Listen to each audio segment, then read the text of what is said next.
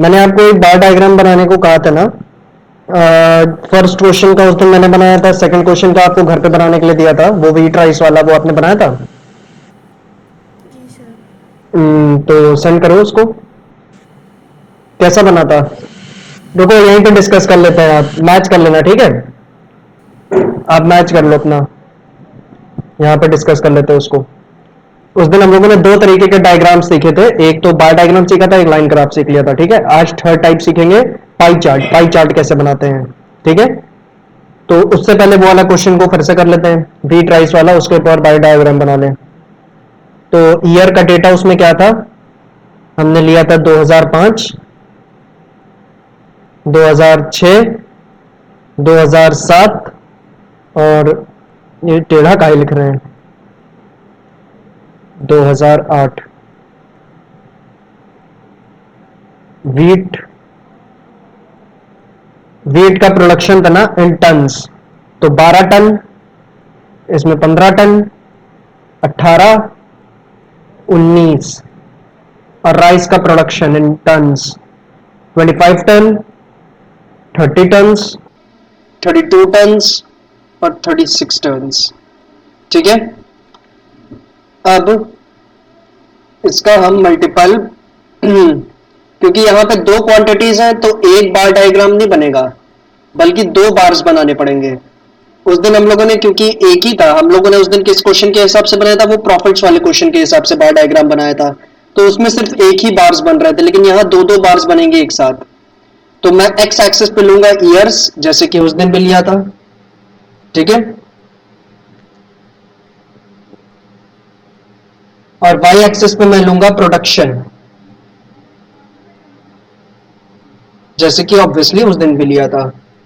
तो यहां मैं लेता हूं 2005, यहां लेता हूं 2006, यहां 2007, यहां 2008, फिर 9, फिर 10, वैसे इतनी जरूरत नहीं है। फिर यहां पे प्रॉफिट्स लेता हूं 5, 8, सॉरी 8 नहीं 10, पांच पांच के डिफरेंस में लेते हैं,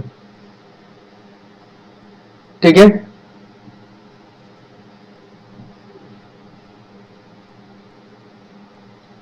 ये जो प्लॉटिंग कर रहे हैं, ये आप अपने हिसाब से, मतलब प्रोडक्शन अपने हिसाब से भी प्लॉट कर सकती हैं, इसमें कोई दिक्कत नहीं है।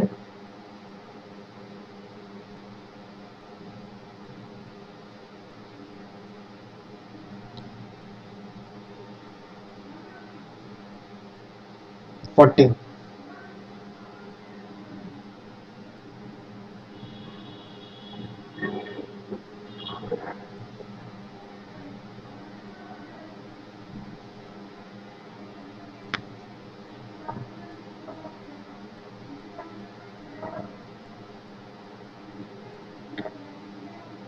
2005 में वीट का प्रोडक्शन कितना है? 12, और राइस का कितना है? 25।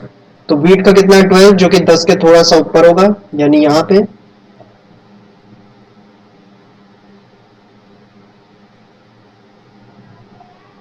और फिर राइस का प्रोडक्शन 25। राइस को मैं ड्रॉ करूंगा ग्रीन वाले डायग्राम से।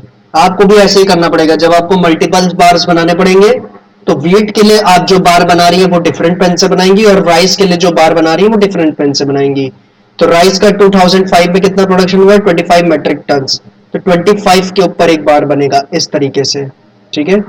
एक लाइन इससे जोड़ दी और एक लाइन इससे, ये बन गया आपका मल्टीपल बार डायग्राम, ठीक है? ये वाला पोर्शन किसका है? ये वाला पोर्शन है वीट का, और ये हरा वाला पोर्शन है राइस का, ठीक है? क्या आपने इस तरीके से बनाया है? Yes sir. हाँ, जी सर। इस तरीके से बनाया है। इसको बनाने का एक और तरीका है, जैसे आप मुझे बता रही थी, ठीक है? बट मैं वो पर्सनली पसंद नहीं करता, क्योंकि उससे रिप्रेजेंटेशन कोई बहुत अच्छी नहीं होती। वो ये वाला है, आप 12 का वाला इस पे बनाइए इस तरीके से, ठीक है? और 25 वाला डिफरेंट पेन यहां भी यूज करना है। राइस के लिए जो 05 पे 25, वो भी इसी के ऊपर बना दीजिए, ठीक है? और थोड़ी शेडिंग कर दीजिए। तो ये जो नीचे वाला पोर्शन है वीट को इंडिकेट करेगा, और ये जो ऊपर वाला पोर्शन है वो राइस को इंडिकेट करेगा।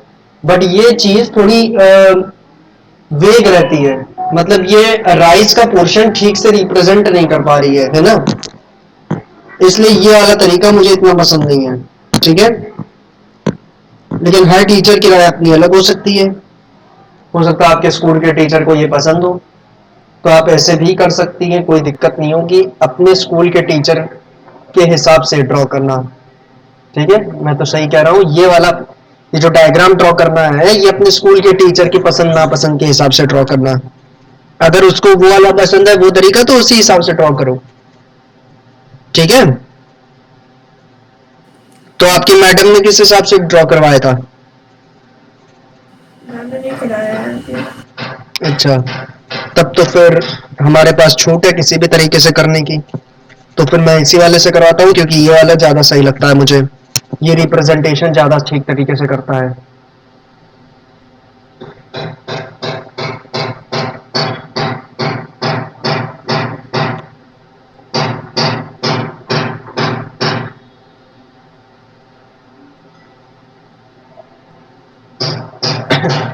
दो हजार छह में देखो कितना है, 15 है।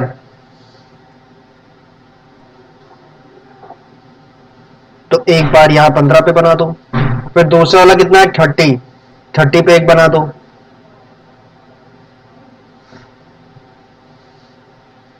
2007 में कितना है, 18। 20 के नीचे 18 पे यहां एक बार बना दो। और फिर 32 पे एक बार बना दो। 32 यानी 30 के ऊपर।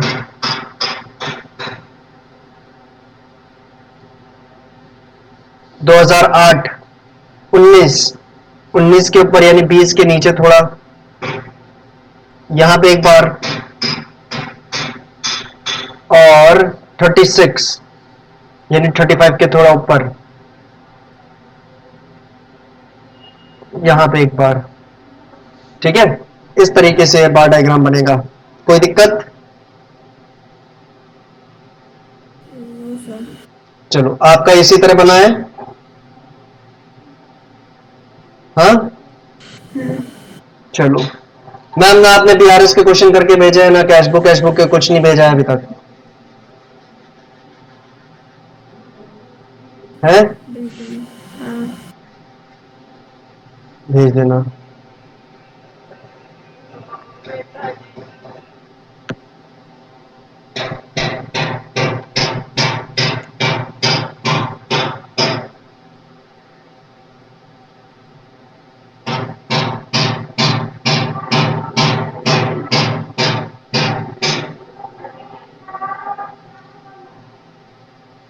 अगला है पाई चार्ट।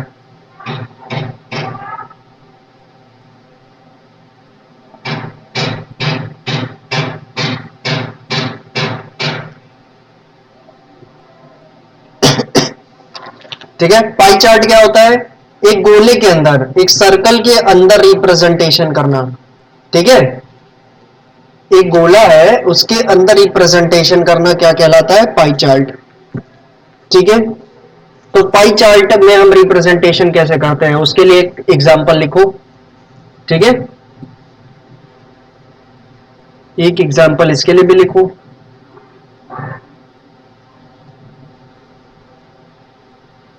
लिखो, डिक्टेट कर रहे हैं। ठीक है, draw a pie chart with a view to represent the following data. Draw a pie chart with a view to represent the following data।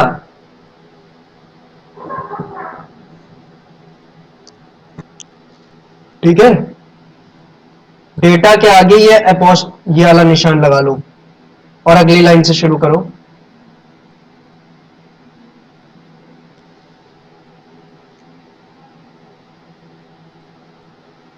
लिख लिया इतना? जी सर। अब जो बना रहे हैं वो लिख लो, टेबल बना लो जो बना रहे हैं। पहले एक साइड बनेगी सोर्सेस की,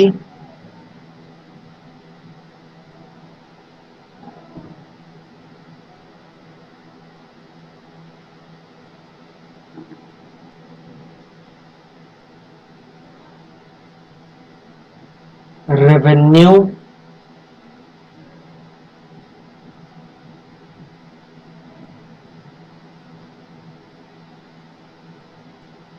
in millions of rupees.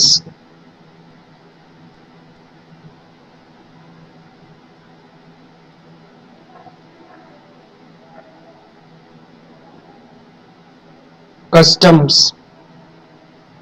excise, ये सब क्या होते हैं ma'am? Custom, excise, income tax, corporate tax. Indirect tax. क्या ये आज के डेट में है? इनकम टैक्स है। इनकम टैक्स तो डायरेक्ट टैक्स है। ये एक्साइज, कस्टम, ये सब है। कस्टम ड्यूटी नहीं है। हाँ, कस्टम ड्यूटी नहीं है। कस्टम ड्यूटी ही तो है, एक्साइज ड्यूटी नहीं है। कस्टम ड्यूटी तो ही इंपोर्ट एक्सपोर्ट पे जो लगता है, ठीक है। ओके।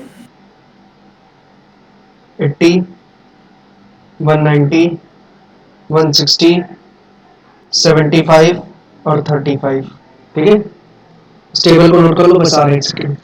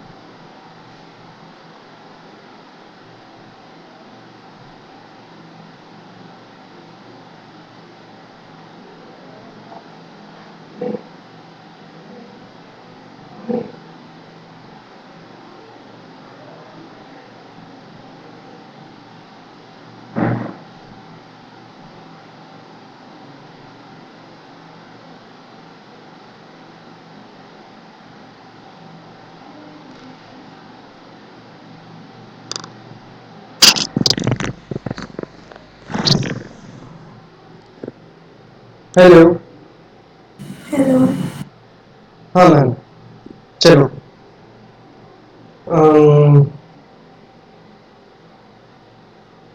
तो ये आपने नोट कर लिया ना। अब पाई चार्ट में इस डेटा को कैसे कन्वर्ट किया जाए? पाई चार्ट में इस डेटा को कन्वर्ट करना पड़ता है मैम, ठीक है। ये ऐसे ही पाई चार्ट नहीं बन पाएगा, ठीक। तो पाई चार्ट में इस डेटा को कैसे कन्वर्ट किया जाए पाई चार्ट के लिए? तो इसके आगे हम एक और कॉलम बना देंगे, ठीक है। सोर्स देखो क्या है, ये गवर्नमेंट की अर्निंग का सोर्सेस है। गवर्नमेंट को क्या होता है, कस्टम ड्यूटी से 80 मिलियन रुपीस मिलते हैं, ठीक है। एक्साइज से 190 मिलियन रुपीस मिलते हैं, इनकम टैक्स से 160 मिलियन रुपीस मिलते हैं, कॉर्पोरेट टैक्स से 175 मिलियन रुपीस मिलते हैं, मिसलेनियस से 35 मिलियन रुपीस मिलते हैं। इस तरीके से गवर्नमेंट की अर्निंग होती है, ठीक है। हमें यहां पे निकालना पड़ेगा सेंट्रल एंगल। क्या निकालना पड़ेगा? Central angle. तो ये सेंट्रल एंगल कैसे आएगा? सेंट्रल एंगल निकालने के लिए आपको रेवेन्यू का यहां पे टोटल करना पड़ेगा। बताओ टोटल रेवेन्यू कितना है? 80 प्लस 190 प्लस 160 प्लस 75 प्लस 35, ये कितना है? ये होगा 350, 350, 430, 430, 505 और ये हो जाएगा 540, ठीक है। 540। चलो, पाई चार्ट जो होता है ना मैम, वो क्या होता है, एक गोले में बनता है, इस तरीके से एक गोले में। और मुझे बताओ एक गोला कितने डिग्री का होता है? एक गोला कितने डिग्री का होता है? 360। 360 ना। तो अगर आपको सेंट्रल एंगल निकालना है ना, तो आपका जो रेवेन्यू हुआ है कस्टम से यानी 80 मिलियंस, उसको डिवाइड करो टोटल रेवेन्यू यानी 540 मिलियन से, और इसको मल्टीप्लाई कर दो 360 डिग्री से, तो आपका सेंट्रल एंगल आएगा। ठीक है। अच्छा। हाँ, यानी क्या करना है, जिस पर्टिकुलर सोर्स का आप रेवेन्यू, जिस पर्टिकुलर सोर्स का सेंट्रल एंगल आप निकालने जा रही हैं, उसको क्या करो, डिवाइड कर दो टोटल रेवेन्यू से और मल्टीप्लाई कर दो 360 डिग्री से, तो क्या आ जाएगा, सेंट्रल एंगल। ठीक है। तो ये कितना होगा, ये होगा 53 डिग्री। फिर 190 को डिवाइड करो 540 से और 360 से मल्टीप्लाई करो। क्या है,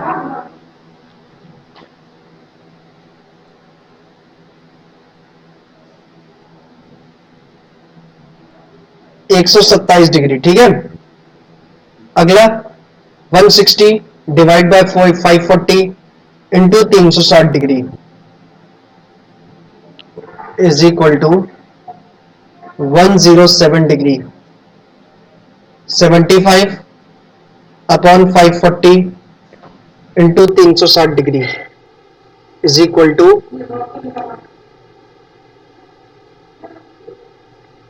50 degree. 35 divided by 540 into 360 degree 23 degree. ठीक है मैम, जी सर। क्लियर है। तो अब हमने किया क्या है ना हमारा जो रेवेन्यू, जो गवर्नमेंट का रेवेन्यू हो रहा था, उसको बस डिग्रीज में कन्वर्ट कर लिया। डिग्री में कन्वर्ट करने से क्या हुआ, हमारे लिए ये चीज क्लियर है कि कस्टम से अब हमको हो रहा है कितने डिग्री का रेवेन्यू, 53 डिग्री का। ठीक है। लेकिन अगर इसका आंसर पॉइंट में आए तो? अगर इसका आंसर पॉइंट में आ रहा है तो उसको राउंड ऑफ कर लो ना। जैसे पॉइंट के बाद 5 या उससे अधिक की वैल्यू आ रही है तो उसको नेक्स्ट डिजिट में राउंड ऑफ कर लो, और अगर 5 से कम की आ रही है तो उसको मतलब उसी वैल्यू पे रहने दो। जैसे आ रहा है 53.5 या उससे अधिक, 5 या उससे ज्यादा, तो उसको क्या कर लो 54, और अगर आ रहा है 53.5 से कोई कम की वैल्यू जैसे 4, तो इसको 53 ही रहने दो। ठीक है।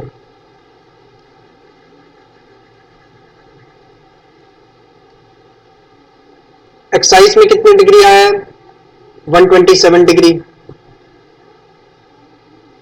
फिर क्या था, इनकम टैक्स, इनकम टैक्स में कितना आया था, 107 डिग्री।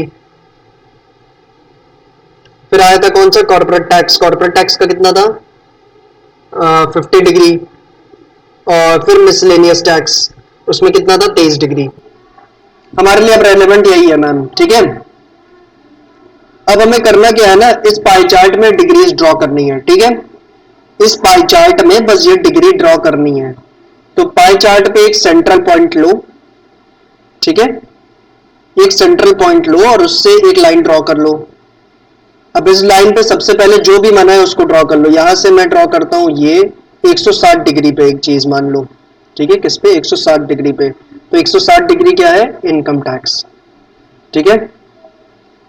और फिर इसी पॉइंट से मैं एक 50 डिग्री लेता हूं, 50 डिग्री लूं कि 53 डिग्री लेता हूं, वो किसका होगा, तो ऐसे तुक्का मार के लेना है यहाँ पे? नहीं, आप तुक्का मार के ले नहीं पाएंगी। पाई चार्ट एक्यूरेटली तभी बन पाएगा जब आपके पास प्रोटेक्टर हो। बिना प्रोटेक्टर के एक्यूरेट नहीं बन पाएगा। ठीक है। तो इसके एग्जाम में पूछे जाने के चांसेस कम है, और अगर पूछा जाएगा तो आपको निर्देश दिए जाएंगे कि प्रोटेक्टर लेके आओ। ठीक है। और मान लो अगर ये भी नहीं दिया जाता है कि प्रोटेक्टर लेके आओ, ठीक है, ऐसे निर्देश नहीं दिए जाते, तो फिर ऐसी वैल्यूज दी जाएंगी उसमें कि जिससे ये एंगल्स बना पाना बहुत इजी होगा। ठीक है। ऐसे कौन सी वैल्यूज है, जैसे आपको 45 डिग्री दिया जाएगा या 90 डिग्री दिया जाएगा, ऐसी वैल्यूज दी जाएंगी जिनसे एंगल बना पाना इजी हो। ये 53 डिग्री, 160 डिग्री, ऐसी कॉम्प्लेक्स वैल्यूज नहीं दी जाएंगी। ठीक है। ठीक है। तो आप तय मान के चलिए, अगर आपके पेपर में ऐसी कॉम्प्लेक्स वैल्यूज आती है तो आपको प्रोटेक्टर लाने के साफ तौर पे निर्देश दिए जाएंगे। लेकिन अगर नहीं आती ऐसी कॉम्प्लेक्स वैल्यूज, तो अगर तब भी पाई चार्ट आता है क्वेश्चन में पाई चार्ट ड्रॉ करने को, तो फिर बहुत आसान पाई चार्ट आएगा, उसकी वैल्यूज बहुत इजी होंगी, 45 डिग्री 90 डिग्री ऐसी। ये ठीक है, पेपर में कितने नंबर का आता है चार्ट?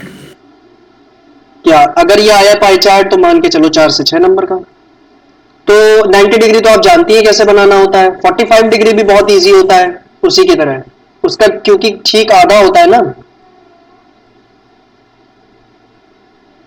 ठीक है, जैसे ये लाइन आपने ली, ये 90 डिग्री होगा, तो 45 डिग्री क्या होगा, इसका आधा, इस तरीके से। ठीक है, लेकिन ये सब बहुत टफ है, 53 ड्रॉ करना। अब हमें यहां से 50 डिग्री लेते हैं, मान लो ये, तो ये हो गया 50 डिग्री मेरा। ठीक है, ये था कस्टम्स और ये कॉर्पोरेट टैक्स। फिर उसके बाद एक छोटा सा लेता हूं 23 डिग्री का, ये क्या है, मिसलेनियस। और फिर ये आखिरी वाला क्या है, 127 डिग्री का एक्साइज। ठीक है, तो इस तरीके से आपका पाई चार्ट बनता है। ठीक है, क्लियर है मैम? जी सर। तो अगर आपको ये क्लियर हो गया हो तो अच्छी बात है। क्या इसके ऊपर आप एक क्वेश्चन करना चाहेंगे कि मैं सीधे नेक्स्ट कॉन्सेप्ट पर बढ़ूं? नहीं करूँगी। हाँ, करना चाहूँगी। करना चाहेंगी, मुझे लगा आपने कहा अगले कॉन्सेप्ट पढ़ो। मुझे फिर फ्रेम करना पड़ेगा मैम, क्योंकि अगर इसको मुझे आपको देना है तो कोई आसान सा क्वेश्चन बनाना पड़ेगा, ताकि प्रोटेक्टर की जरूरत ना पड़े आपको। ठीक है, तो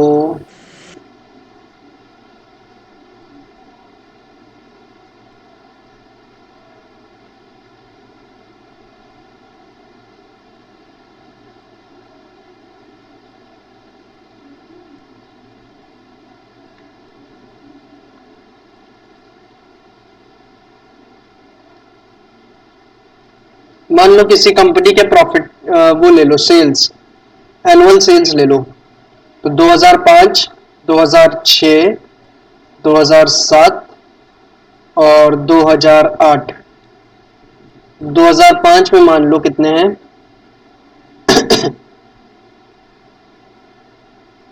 ये है इन करोड्स।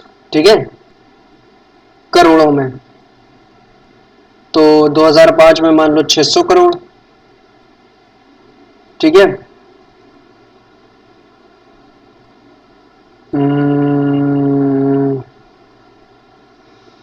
हम्म हम्म हम्म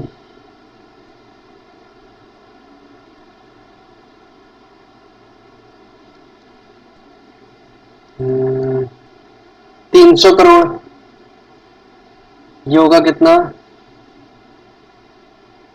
150 करोड़। और ये होगा कितना, 75 करोड़। इसका बनाओ, मेरे ख्याल से ये इजी रहेगा।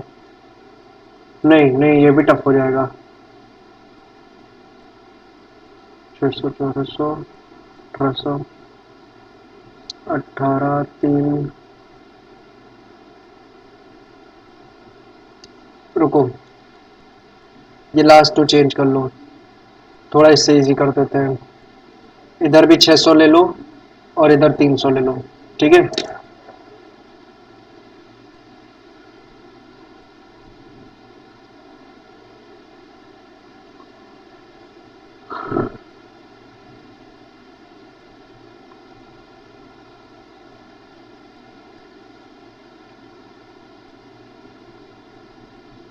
आप इसको ड्रॉ करिए और सेंड करिए। ठीक है, मैं आ रहा हूँ 1 मिनट में। ठीक, और वो सेंट्रल एंगल खास तौर पे निकाल दीजिएगा, मेन चीज तो वही है, सेंट्रल एंगल निकाल के भेजिएगा। ठीक है, पाई चार्ट तो थोड़ा ऊपर नीचे बनेगा ही आपका, क्योंकि प्रोटेक्टर तो होगा नहीं आपके पास। ठीक है, तो बनाइए और सेंड करिए, मैं आ रहा हूँ 1 मिनट में।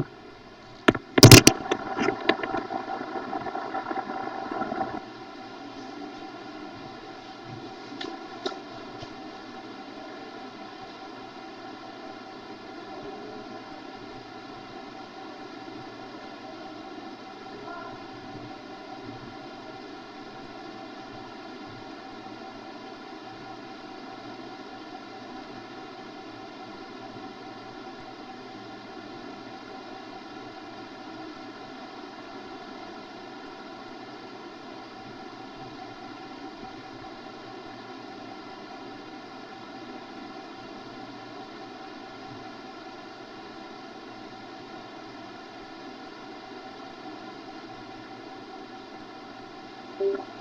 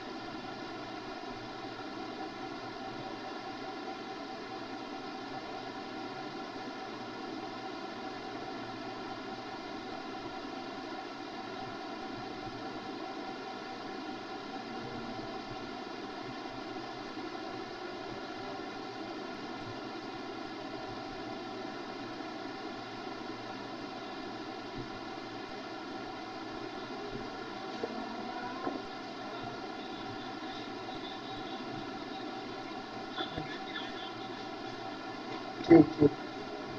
हम्म, ठीक।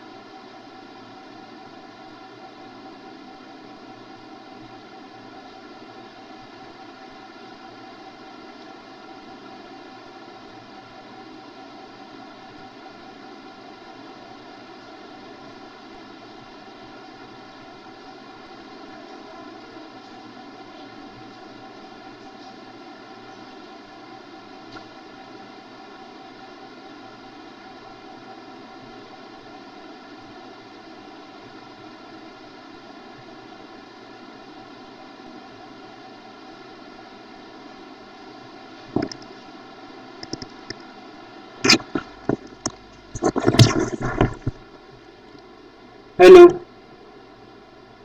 हेलो। जी मैम, बन गया? बना रहे हो? अरे मैम, कितना समय लगेगा?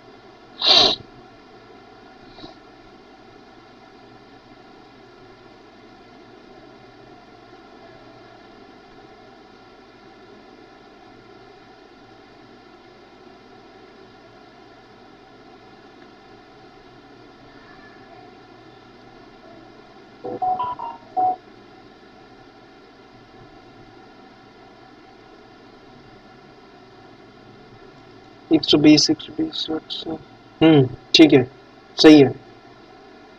पाई चार्ट भी बना के भेजेंगी? पाई चार्ट बनाना है आपको? वो भी बना रही हैं? ओके।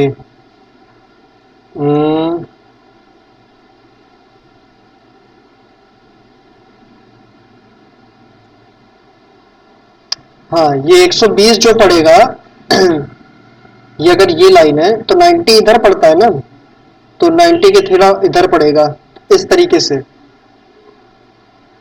कुछ इस तरीके की आकृति आपकी बननी चाहिए 120 डिग्री के लिए, ठीक।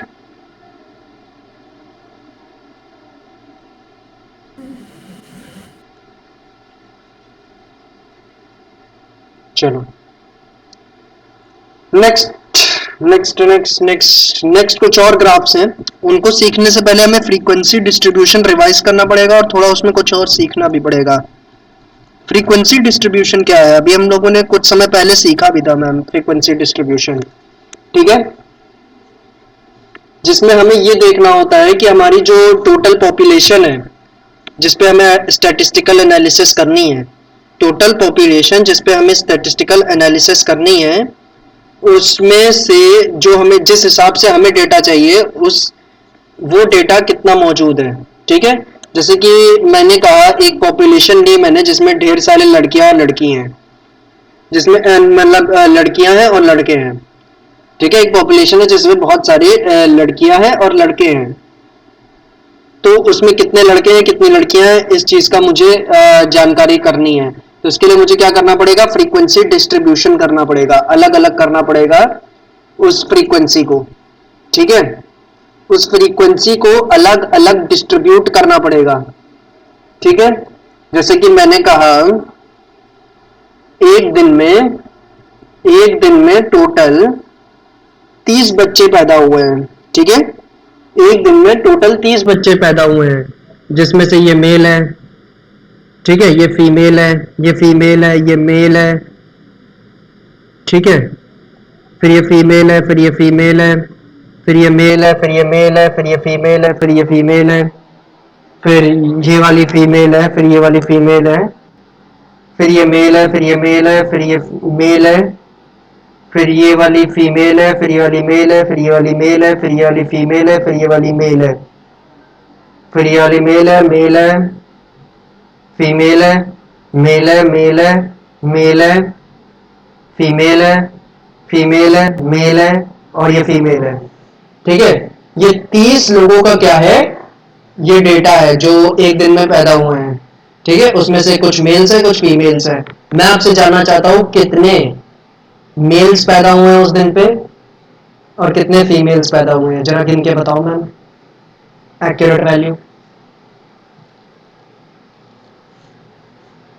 कितने मेल बच्चे पैदा हुए हैं उस दिन पे और कितने फीमेल बच्चे पैदा हुए हैं उस दिन पे, मुझे ये गिन के बताओ। और यही जो हम कर नहीं रहे हैं, अपनी जो पॉपुलेशन है, अपना जो फ्रीक्वेंसी है, उसको अलग अलग पार्ट में डिस्ट्रीब्यूट करना, इसी को कहते हैं फ्रीक्वेंसी डिस्ट्रीब्यूशन, ठीक है। 16 मेल 16 मेल्स हैं और फिर 14 फीमेल्स हैं, है ना।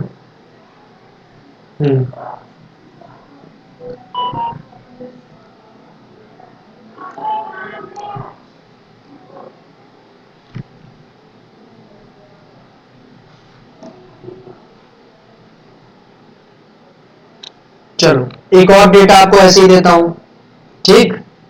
मान लो मैंने एक बुक रिव्यू की है, ठीक है, एक बुक रिव्यू की है मैंने और उस बुक के टोटल 30 पन्नों पे, उस बुक के मैंने टोटल 30 पन्नों की रिव्यू किया है, ठीक है, टोटल 30 पेजेस को रिव्यू किया है। तो फर्स्ट पेज पे मुझे कोई भी गलती नहीं मिली, सेकंड पेज पे मुझे एक गलती मिली, थर्ड पेज पे मुझे 3 गलतियां मिली, फोर्थ पेज पे 3 गलतियां मिली, फिफ्थ पेज पे 2 गलतियां मिली, ठीक है, सिक्स्थ पेज पे 5 गलतियां मिली, सेवेंथ पेज पे 6, एट्थ पेज पे 0, नाइन्थ पेज पे 1, लास्ट पेज पे 0, फर्स्ट पेज पे फिर 1, 13th पेज पे 1, 14th पेज पे 0,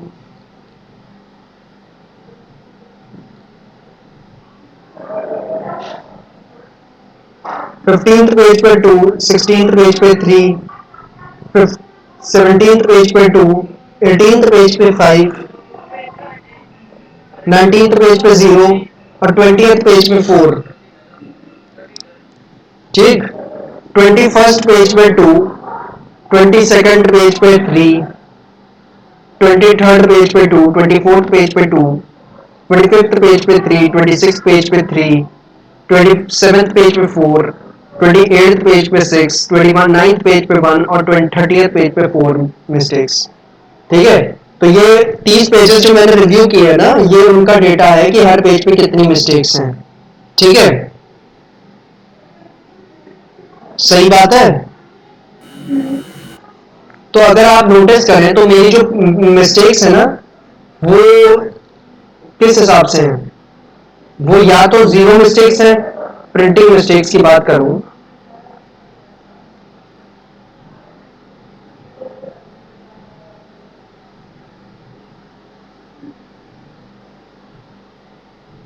तो या तो मेरी 0 मिस्टेक्स हैं, ठीक है, या तो मुझे नजर आ रहा है कि कुछ पन्नों पे मेरी 1 मिस्टेक्स है, कुछ पन्नों पे 2, कुछ पे 3, है ना,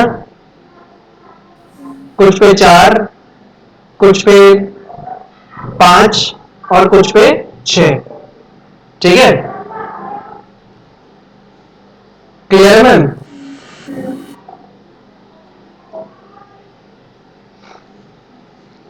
तो अगर मैं 6 मिस्टेक्स हैं, 6 से ज्यादा किसी भी पेज पे मिस्टेक्स नहीं है ना, कहीं भी कोई भी पेज ऐसा नहीं है जिसमें मेरी 7 या 8, 9, 10 ऐसे मिस्टेक्स हो। इससे ज्यादा मिस्टेक्स मेरी नहीं है, 6 से ज्यादा मिस्टेक्स मैंने किसी भी पेज पे नहीं की है। ठीक,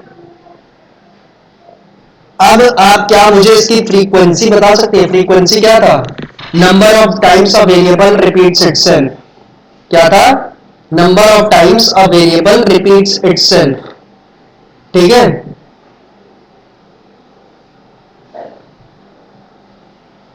एक वेरिएबल अपने आप को 0 का कितना है? 5। यानी मैंने 0 गलतियां कितनी बार की है? 5 बार की है। यानी 5 पेज ऐसे हैं जिन पे एक भी बार मैंने गलती नहीं की है, जो पूरी तरह सही है। 1 का 5, हम्म,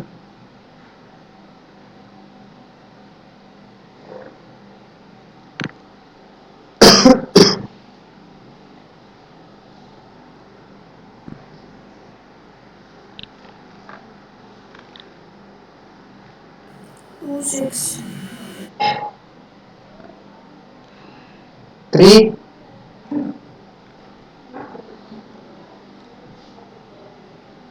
हो गया मम्मी? एक सेकंड। 6, हाँ, बापू कह रहे हैं अंदर बैठो, अब क्या कर रहे हो बाहर बैठ के? हैं? अब अंदर बैठो, वो क्या है?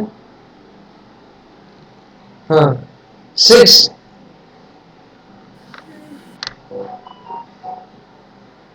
उसके बाद 4,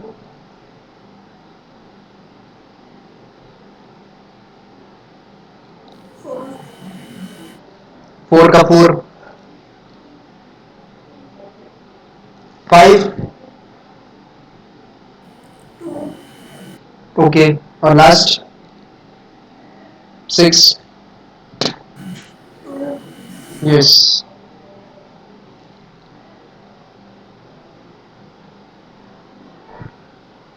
2 और 2। जब आप फ्रीक्वेंसी का टोटल करेंगे ना, तो ये आएगा 30। और 30 पेजेस को आपने रिव्यू किया था ना, जितने पेजेस को आपने रिव्यू किया था ना, वो कितने थे? 30। और इसी को आप कहती है n, यानी नंबर ऑफ ऑब्जर्वेशंस, यानी जितनी चीजों को आपने ऑब्जर्व किया है, क्या कहती है उसको? Number of observations. ठीक है, तो आपने 30 चीजों को ऑब्जर्व किया था तो उसको कहा जाता है n, यानी नंबर ऑफ ऑब्जर्वेशंस। तो फ्रीक्वेंसी का जो टोटल होता है ना, फ्रीक्वेंसी का जो टोटल होता है उसको कहा जाता है सिग्मा एफ। तो सिग्मा एफ हमेशा n के बराबर होता है, ठीक है, यानी आपने जितने चीजों को ऑब्जर्व किया उसको, ठीक है, क्लियर है ना। एन फिर से बता दीजिए। एन एन का मतलब होता है number of observations. Number of observations यानी जितनी चीजों को आपने ऑब्जर्व किया अपनी स्टैटिस्टिकल एनालिसिस में। जैसे आपने 30 पन्नों को रिव्यू किया था तो वो क्या था, 30 चीजों को आपने ऑब्जर्व किया ना, 30 आपका एन था।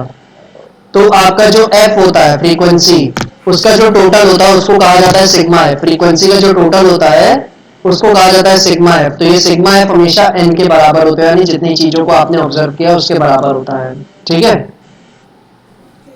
एन इस चार्ट में क्या हुआ, और सिग्मा तो टोटल फ्रीक्वेंसी का एन क्या हुआ इस चार्ट में। एन है 30, जितने पेजेस को आपने रिव्यू किया था।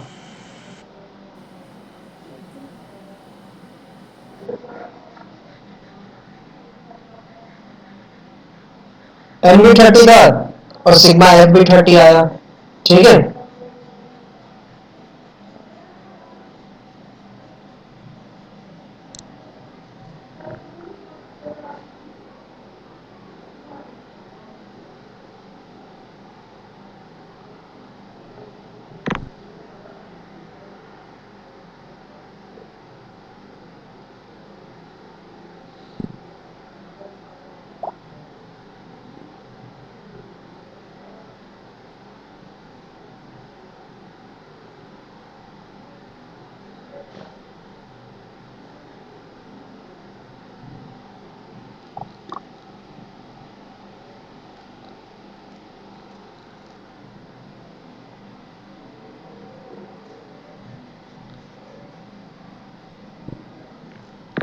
अब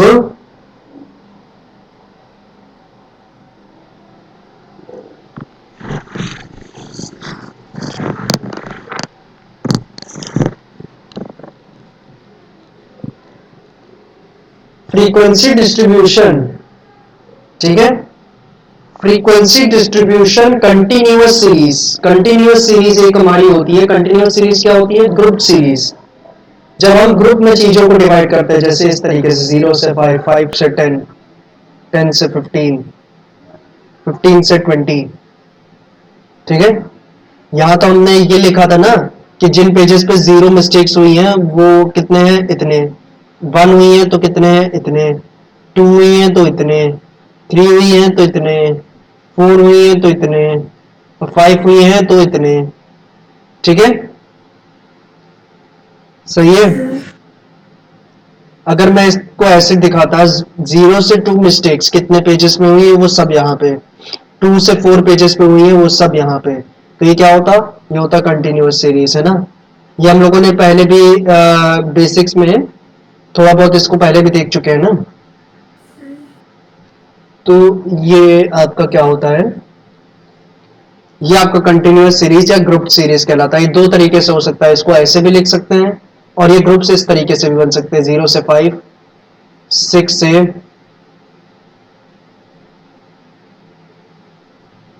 6, 7, 8, 9, 6 से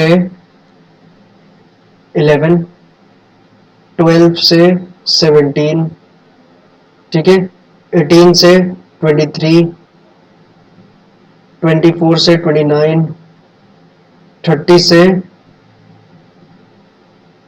35, इस तरीके से। तो ये फ्रीक्वेंसी इस तरीके से भी बन सकती है, ठीक है। जी सर। ये जो ग्रुप्स होते हैं ना, जिस लेंथ के बनते हैं ये जो ग्रुप्स होते हैं जिन डायमेंशंस के बनते हैं, जिस तरीके से ये बने हैं, तो इनको कहा जाता है क्लासेस, ठीक है। इनको क्या कहा जाता है, क्लासेस। ये वाली जो होती हैं, इस वाली टाइप को हम कहते हैं एक्सक्लूसिव सीरीज। क्या, एक्सक्लूसिव सीरीज। और ये क्या होती है, इंक्लूसिव सीरीज,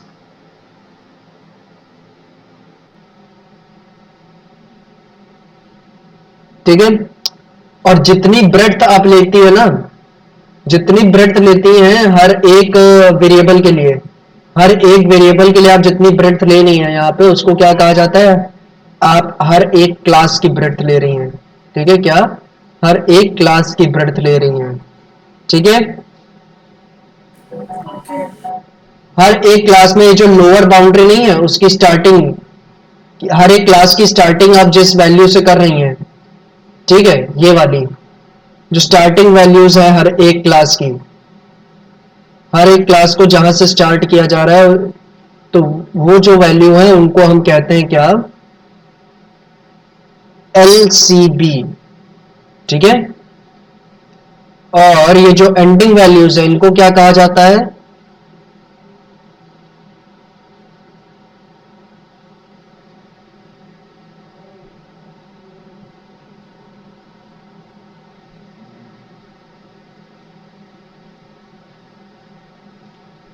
और ये जो एंडिंग वैल्यूज हैं हर एक क्लास की इनको क्या कहा जाता है?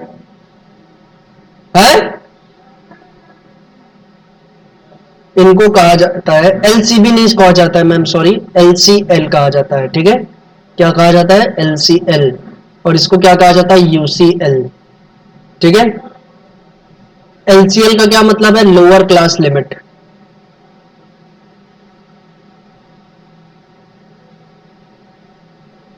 और UCL का क्या मतलब है? अपर क्लास लिमिट,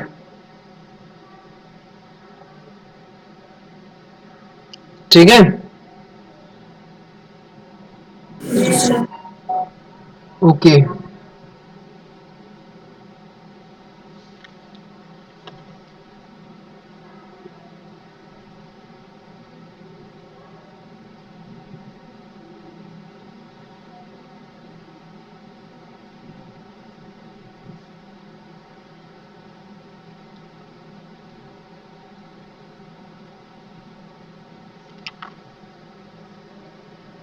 ठीक।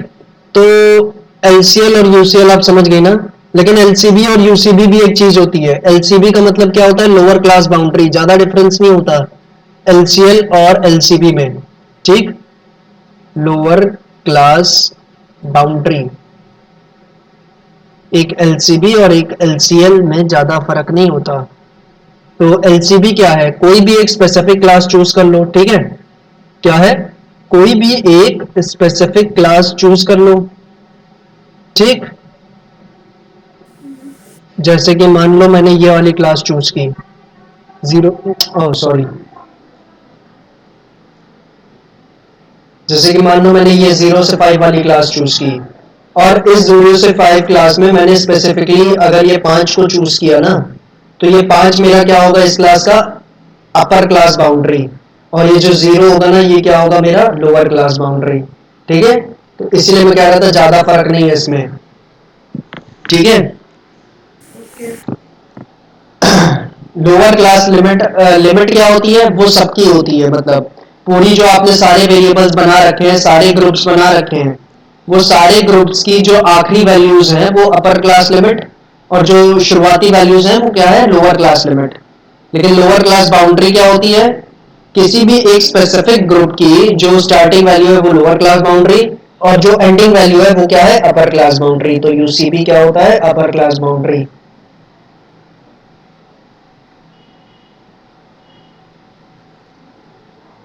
ठीक है।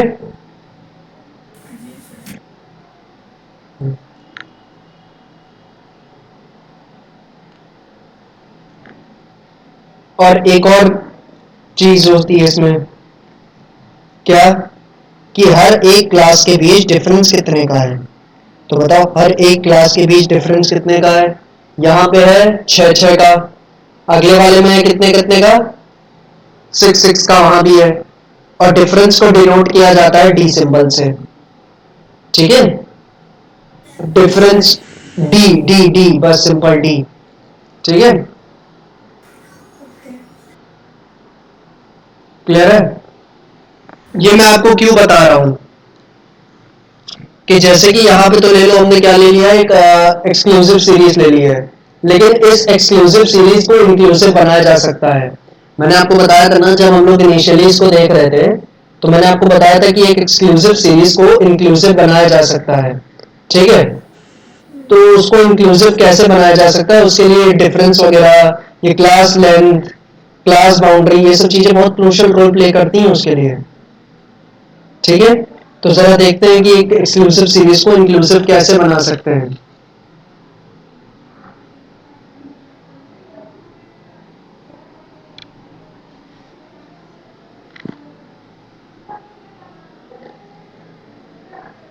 जैसे कि मान लो मैंने एक क्लास ली है, कोई क्लासेस ले रखी है मैंने 44 से 48, 49 से 53, 54 से 58, 59 से 63, 64 से 68, 69 से 73। अब है नंबर ऑफ स्टूडेंट्स।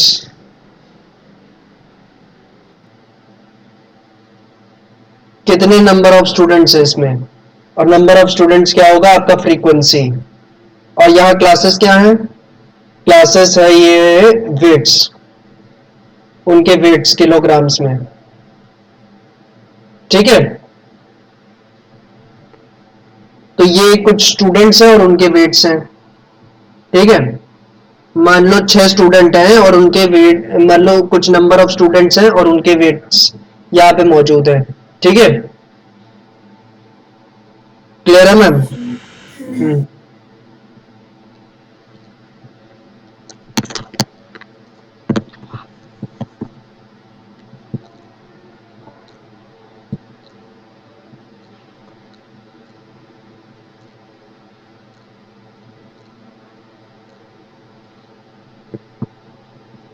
तो मैम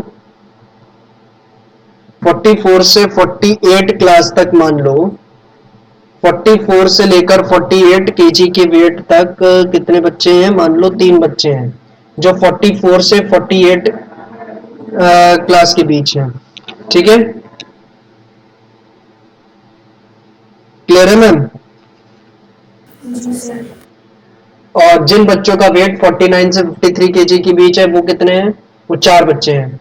54 से 58 के बीच है तो वो कितने बच्चे हैं, 5। 59 से 63 के बीच है वो 7 बच्चे। 64 से 68 के बीच 9 बच्चे। 69 से 73 के बीच 8 बच्चे। तो टोटल कितने हुए, ये 36 बच्चों का, यानी ये 36 बच्चों का वेट किया हमने। ठीक है, 36 बच्चों का वेट किया, और 44 से 48 के बीच 3 बच्चों का वेट आया है। 49 से 53 के बीच 4 बच्चों का वेट आया है। ठीक है, 54 से 58 के बीच 5 बच्चों का वेट आया है। 59 से 63 के बीच 7 बच्चों का वेट आया है। 64 से 68 के बीच 9 बच्चों का वेट आया है। 69 से 73 के बीच 8 बच्चों का वेट आया है। ठीक है, चलो अब ये जो सीरीज है ये बताओ क्या है। जो सीरीज, जो क्लास मैंने यहाँ लिखी है वो सीरीज कैसी है, एक्सक्लूसिव सीरीज है इंक्लूसिव? इंक्लूसिव है ना।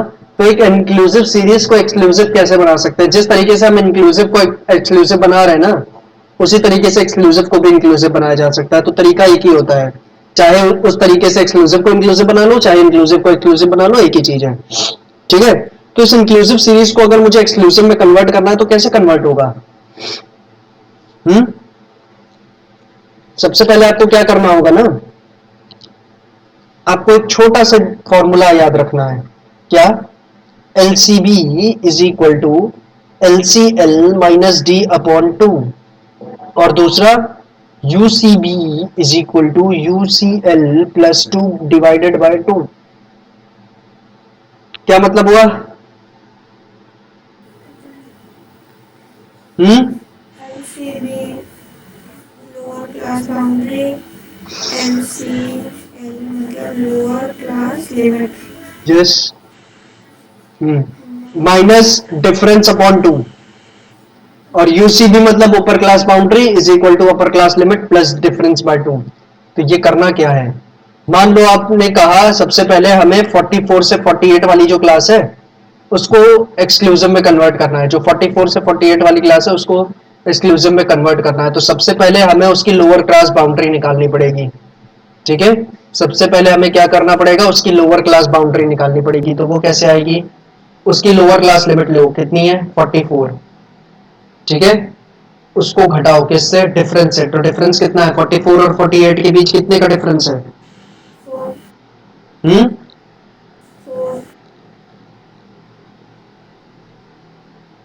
4 सेकेंड।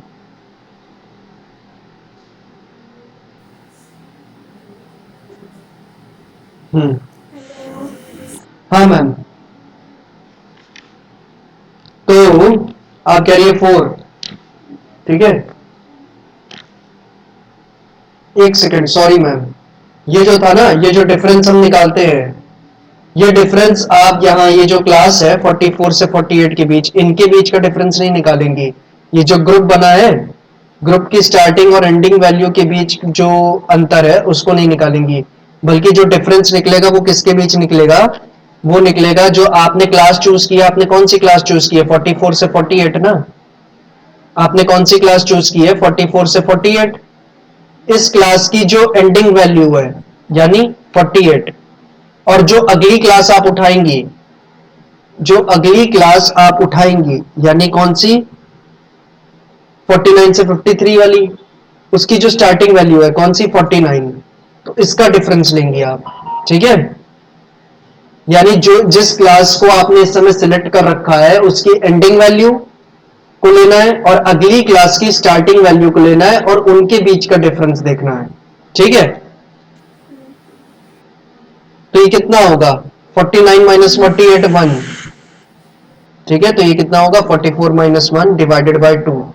तो ये कितना हो जाएगा, 44 माइनस 0.5 विच विल बी 43.5। उसके बाद हमें अपर क्लास बाउंड्री निकालनी होगी, ठीक है। तो अपर क्लास लिमिट कितनी है इसकी, अपर क्लास लिमिट है 48, ठीक है। प्लस अब यहां भी हमें डिफरेंस निकालना है, यहां भी सेम उसी तरह डिफरेंस निकलेगा। इस क्लास की जो अपर क्लास लिमिट है यानी 48, और जो अगली क्लास की लोअर क्लास लिमिट है 49, उन दोनों का डिफरेंस कर दो, कितना होगा, 1 divided by 2 which will be 48.5, ठीक है। तो इसी तरह हमने निकाल लिया क्या, इस तरीके से हमने निकाल दिया कि 44 से 48 वाली जो हमारी क्लास है ना, उसकी लोअर क्लास बाउंड्री क्या होगी, 43.5, और अपर क्लास बाउंड्री क्या होगी, 48.5, ठीक है। इसको हमने एक्सक्लूसिव में कन्वर्ट कर लिया, क्या होगा ये, 43.5 से 48.5, ठीक है। ओके। ठीक ऐसा ही काम हम किसके लिए करेंगे, 49 से 53 के बीच वाले के लिए भी करेंगे। इसकी भी हम लोअर क्लास बाउंड्री कैलकुलेट करेंगे, जो कि कैसे आएगी, इसकी लोअर क्लास लिमिट यानी 49, ठीक है, माइनस डिफरेंस, डिफरेंस कैसे आएगा, इस वाले की जो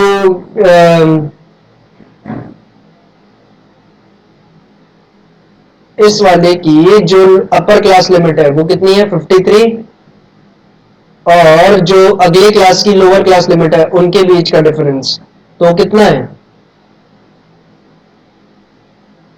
वो कितना है ma'am, 54 minus 53 is equal to 1 divided by 2 which will be 48.5।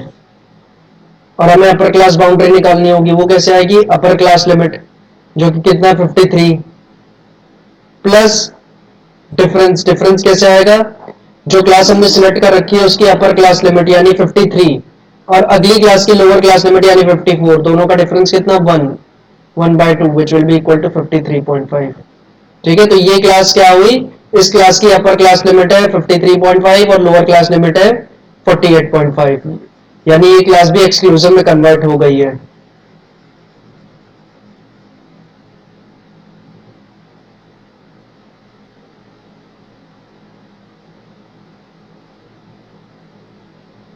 48.5 और 53.5, ठीक है मैम। जी सर। जी, तो आप समझ गए, बिल्कुल इसी तरीके से हमको करना है, ठीक है। तो आप बचे हुए 4 पॉइंट्स का करके बताइए क्या होगा एक्सक्लूसिव में,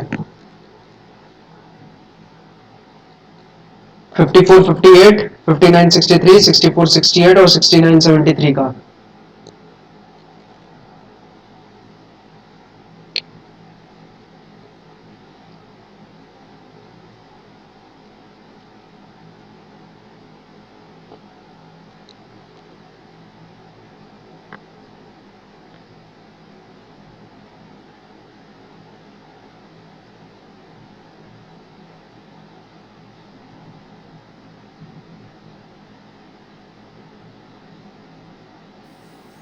53.5.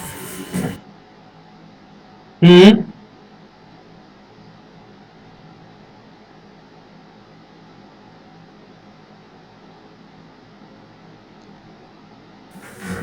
57.5. 57.5 नहीं 58.5 कैसे आएगा 58 प्लस 1/2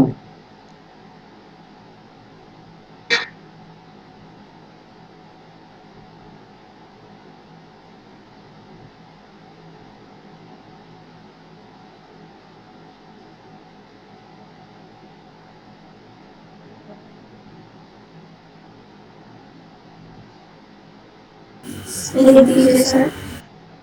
लिख दो अगला वाला बता दीजिए 58.5. और एंडिंग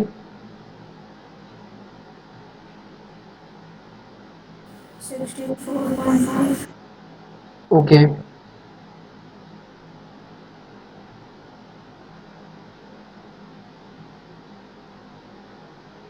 और लास्ट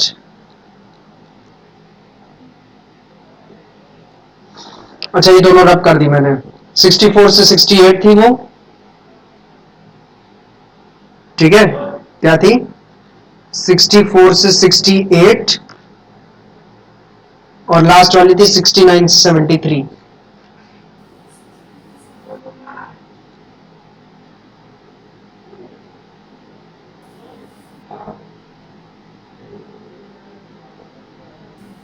63.5. वो क्या था? आगे क्या था सर? 63.5 आगे 64 से 68 तक थी ये 68. तो 68.5 हुई है ना और लास्ट वाला जो है वो 69 से 73 था इसको भी कन्वर्ट कर लो 68.5. से